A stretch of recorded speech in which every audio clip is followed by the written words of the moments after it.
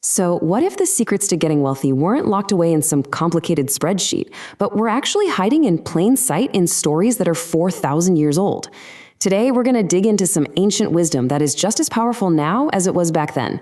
We are going back, way back, to ancient Babylon. Now, this city was the definition of wealth and splendor. I mean, it was literally the richest city in the world. And yet, for so many of its citizens, people like a chariot builder named Bonseer, life was just a constant financial struggle. They worked their tails off, but their coin purses were always empty. Okay, let's really get into this because this is the core question of the entire book, The Richest Man in Babylon. I mean, how is it possible that people could be living surrounded by gold and incredible architecture, but have absolutely nothing to show for their own hard work? Bonseer and his friends, they just felt trapped. They were wondering why luck or fate or whatever you want to call it had just passed them by. You know, it's a feeling that is completely timeless, isn't it? That deep frustration of working hard day in and day out, but just never, ever getting ahead. So, Bonseer and his friends finally hit a breaking point. They decided they'd had enough. And instead of just sitting around complaining about it, they did something smart. They went looking for the one person in the whole city who had clearly figured out this money thing out. A man named Arcad, the richest man in Babylon. They were convinced he had to have some kind of secret. And you know what? They were absolutely right. The wisdom he ended up sharing became the blueprint for wealth, not just for them, but for millions of people for centuries after. Now, when the people of Babylon came to Arcad for help, he didn't just give them a handout. Nope, he gave them something far, far more valuable. He shared with them the single most important secret to his success. And this wasn't some complex, get-rich-quick scheme. It was a simple but truly profound truth that would become the absolute cornerstone of their new financial lives. And there it is. A part of all you earn is yours to keep. Now, I know what you're thinking. That sounds almost too simple, right? But stop and really think about what that means. For most people, we earn money just to immediately give it all away, to our landlord, to the grocery store, to the phone company. Arcad's idea was a radical shift in thinking. Before you pay a single other person, you have to pay yourself first. Okay, so a part sounds a little vague, right? Well, Arcad didn't leave them guessing. He made it crystal clear and super simple. He told them to save at least 1/10 or 10% of every single thing they earned. It didn't matter how little they made. They had to set aside that first tenth for themselves. And this money wasn't for spending later. No, this was the seed from which their entire tree of wealth was going to grow. And this right here is the crucial difference in mindset. The world's way, which is what most of us are taught to do, is you earn money, you pay all your bills and buy all your stuff, and then maybe, if there's anything left over, you save it.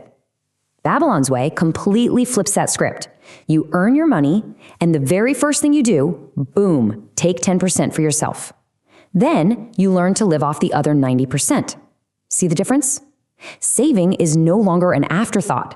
It's the very first thing you do. It's non-negotiable. But look, just saving money isn't the whole story, right? So Arcad laid out a complete financial plan, a system he called the 7 Cures for a Lean Purse. This was basically a step-by-step guide to building a really strong financial foundation, even if you were starting from absolute zero. All right, so here they are, the 7 cures. And they really do form a complete roadmap. The first 2 we've already covered. Pay yourself that 10% and then control your spending so you can actually live on the rest. But the third cure, this is where the magic really starts to happen. Make thy gold multiply. This means your savings can't just sit in a pot somewhere. They have to be put to work, making more money for you through smart investments. The other cures cover really important stuff like guarding your money from loss, making your home a profitable investment, and ensuring you have an income in your old age. You can think of this as ancient advice for modern retirement planning. And, so critically, the last cure is to always be improving your own ability to earn more. It's like a complete financial health checkup from 4,000 years ago. So, once you've cured that lean purse and you've got your savings habit down, you're ready to level up. You enter the next stage of building wealth. Now, it's not just about stacking up money anymore. It's about making that money work hard for you. And for this, Arcad gave them the 5 laws of gold. This is the question that trips up so many people, isn't it? You've been disciplined, you've done the hard part and built up some savings. So now what do you do with it? Just letting it sit there is safe, sure, but it's never going to grow. But investing it foolishly is way worse. You could lose every penny. And this is the point where wisdom becomes so much more valuable than the gold itself. Think of these 5 laws as your official investing playbook. The first 2 are all about getting in the game. You save your money, then you put it to work. Simple enough. But laws 3, 4, and 5, these are all about how you stay in the game. You've got to seek advice from people who actually know what they're doing. Stick to investments that you understand. Don't just chase after some hot new trend you can't explain. And maybe most importantly, you have to avoid the temptation of impossible earnings. As the book warns us, gold runs away from the person who tries to get rich overnight. This is timeless advice against scams and wishful thinking. And all of this brings us to the final and maybe the most powerful idea in the whole book. It's this incredible metaphor that ties everything together. It connects our personal finances to the one thing that made Babylon feel totally safe and secure. Its legendary, massive walls.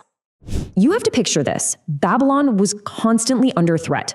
Mighty armies would just show up at its gates, totally determined to break in and loot all of its treasures. But for centuries, the city just stood strong. And why? Because of its immense, impenetrable walls. I mean, these things were an engineering marvel, and they were designed for one single purpose: to protect the citizens and their wealth from any unforeseen disaster or attack. And here is the perfect modern parallel. We might not have invading armies at our gates, but we face our own kind of unexpected attacks, don't we? A sudden job loss, a medical emergency that comes out of nowhere, a stock market crash. Our savings, our smart investments, our insurance policies, these are our modern financial walls. They are the barrier that stands between our families and financial ruin, protecting our future from all the inevitable, unexpected tragedies of life. The book's final message on this is so clear. We simply cannot afford to be without our own strong protective walls. So, you see, the wisdom of Babylon really endures. These rules aren't some ancient relic. They are as solid and true today as they were thousands of years ago. A complete blueprint for building wealth, for curing a lean purse, and for protecting everything you've built has been laid right out for you. So the only real question left is, what's the first brick that you're going to lay? Will it be saving that first 10%? Maybe it's seeking out some wise counsel. The power to build your own walls is right there in your hands.